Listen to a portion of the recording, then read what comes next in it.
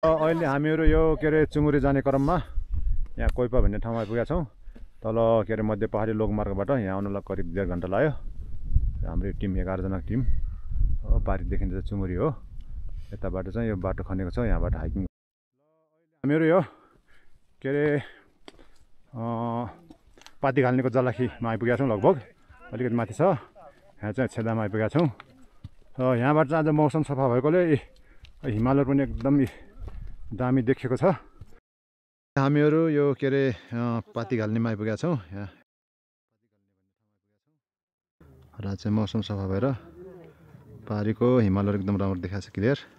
यो पुथा हिमाल, यहाँबाट पुथा हिमालदेखि लिएर गुर्जा हिमाल, पारीको के अरे धौलागिरी हिमालसम्म देखिन्छ। गर्दाखेरि यो तलको चाहिँ निसेल डोर हो र माथितिर चाहिँ ढोरपाटन अगाडि अन्नपूर्णहरू पनि देखिँदो रहेछ यहाँबाट।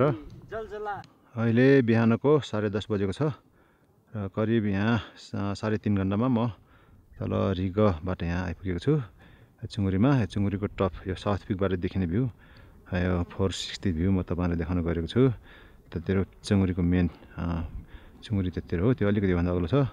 त्यतिर चाहिँ पुठा हिमाल हो देखिन्छ, गुर्जा हिमाल अनि धौलागिरी हिमाललाई चाहिँ अहिले बादलले छेकेको छ। अनि यतातिर चाहिँ यो के अरे निसेल ढोर, माथि ढोरपाटन, अनि यतातिर चाहिँ यो हामी आएको बाटो दाँडे डाँडो, साह्रै उकालो छैन। अनि नयाँ बाटो पनि खनेको छ हाम्रो यो लुगुमेलहरूले। अनि उतातिर चाहिँ के अरे भलपतिको खाली हो, खाली खोला अस्ति गराएको। अनि यतातिर चाहिँ मध्य पहाडी लोकमार्ग, त्यहाँबाट यहाँ आउनलाई चाहिँ लगभग 3.5-4 घन्टा लाग्छ। यतातिर पारीतिर चाहिँ तिलाचन्दह, अनि यतातिर चाहिँ जन्तरेको बराहा, जन्तरे टिकाचुलीको धुरी, अनि यतातिर चाहिँ हाम्रो डुमेलहरूको वन हो। यतातिर यो चुङुरीको अर्को साइड हो। अहिले 10:10 यहाँ बादल लाग्न सुरु भइसकेको छ। बिहान 8 बजेभित्र आइपुग्यो भए यहाँ सबै यो एकदम क्लियर देखिन्थ्यो। अहिले यहाँबाट सिस्नेमाल पनि देखिन्छ। सिस्नेमाल चाहिँ अहिले बादल लाग्न लागिसकेको छ। अनि यतातिर अहिले पुठा हिमालहरू पनि एकदम राम्रो देखिन्छ। तर अहिले बादल लाग्न थालेको छ त्यहाँ पनि।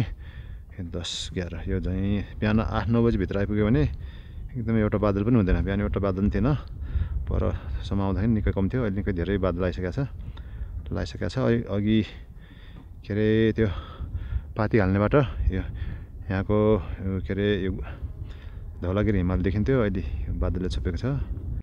यो चाहिँ हाम्रो यो के अरे चुङुरी बुकीको आसपासमा भएको यो बुकी फुल, नाम चाहिँ थाहा भएन।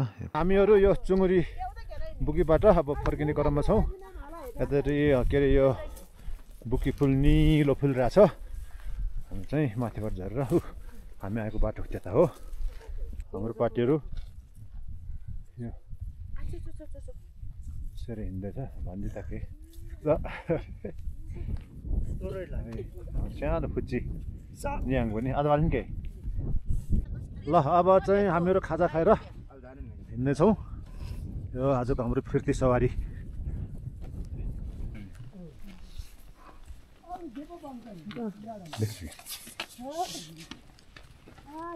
यो चाहिँ हाम्रो चुङुरी बुकी नजिकको फुल हो, बुकी फुल। फुलको नाम थाहा भएन, तर अहिले असोजको 20-22सम्म पनि यसरी फुलिरहेछ।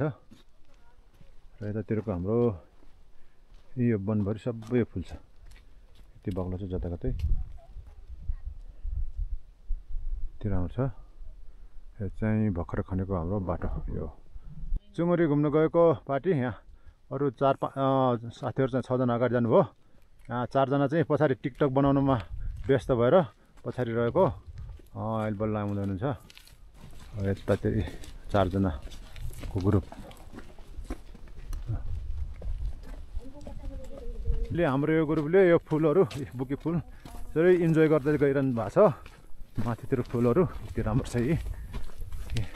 अहिले चाहिँ हामीहरू यो चुङुरी बुकी घुमेर यहाँ के अरे यो पाती घाल्नेमा आइपुगेका छौँ। यो पाती घाल्ने चाहिँ यो हाम्रो के अरे घर चाहिँ फिल्ममा पनि सुटिङ भएको ठाउँ हो। त्यहाँ एउटा सानो क्लिप चाहिँ यो पाती घाल्ने मा रेकर्ड गरिएको छ। भन्दाखेरि यहाँ आएर आएपछि यहाँ फुलपाती चढाएर के अरे ढोक्ने चलन छ। ल यतातिरबाट हामी चेमालीतिर जान्छौँ। त्यो चाहिँ तलतिर चाहिँ धोरपाटन रे निसेलधोर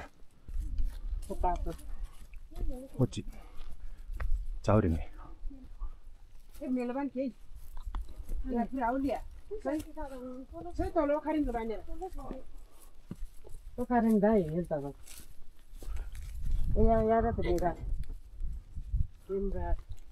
के अरे चेमालीको मुनितिर यहाँ भेडाको निकै ठुलो बथान चाहिँ चढिरहेको छ। कराइरहेछन् माथिसम्म। अहिले चाहिँ बेलुकीको 4:45 बजेको छ। हामीहरू चाहिँ चौरी बुकीबाट यहाँ फर्किँदैछौँ र यहाँ रिगदहमा पुग्यौँ। हाम्रो वासस्थान पारी हो, त्यहाँ डरपारी छ अनि त्यहाँ गएर बस्ने र हिजोको बाँकी रहेको मासु खाने भोलि घुम्ने हो। त्यहाँपछि हामी जान्छौँ चाहिँ रिगो बराहा, त्यो चाहिँ रिगदह हिजोको बाँकी रहेको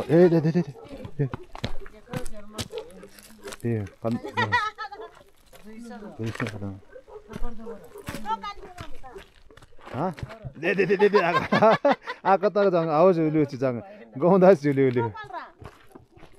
ल हजुरहरूको आजको भ्रमण कस्तो भयो होला? एकदम दामी भयो दि।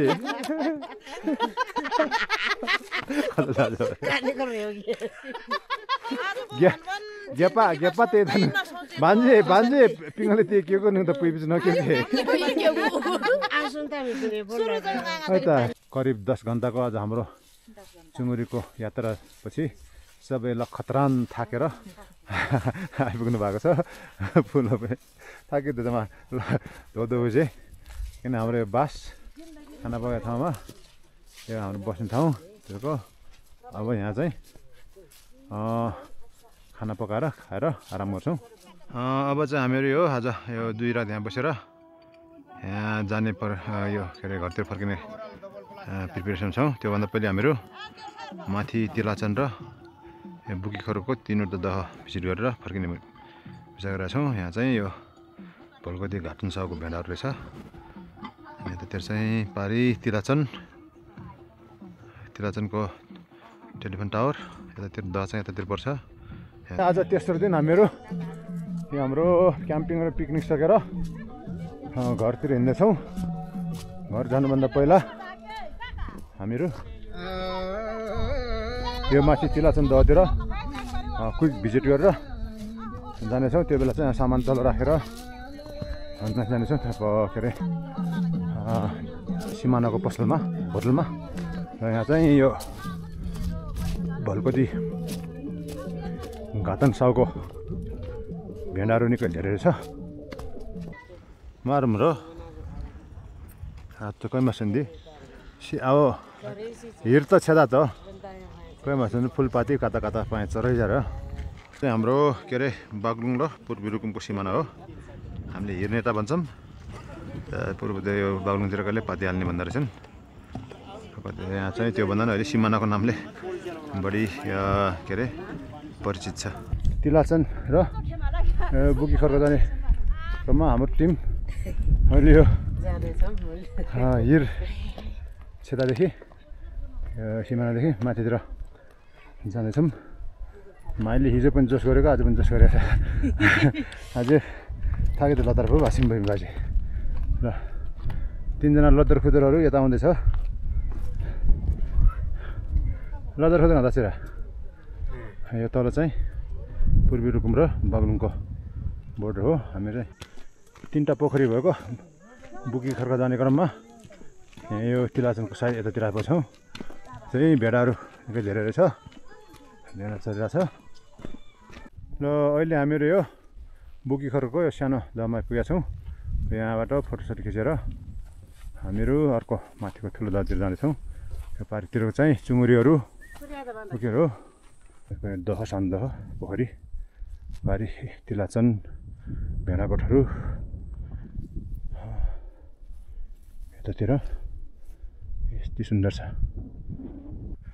यो चाहिँ अर्को त यतातिरको अर्को पोखरी, यो पोखरी अनि यतातिर माथिको डाँडाहरू, यतातिर अर्को पोखरी। ल कति राम्रो छ यो ठाउँ हेर्नुहोस्। यहाँबाट हेर्दाखेरि दुईवटा आँखा चस्मा जस्तो देखिने पोखरी यस्तो देखिन्छ।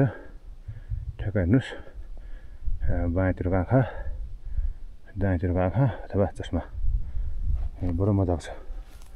अब यहाँबाट म तपाईँहरूलाई पुनः फेरि पारितिर लैजान्छु।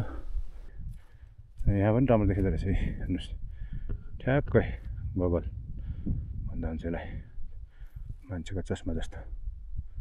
यतादेखि पारितिर चाहिँ अर्को दुईवटा पोखरी छ। यो पनि झन् दुईवटा जस्तो देखिन्छ तर एउटै हो किनभने बिचमा जोडिएको छ। र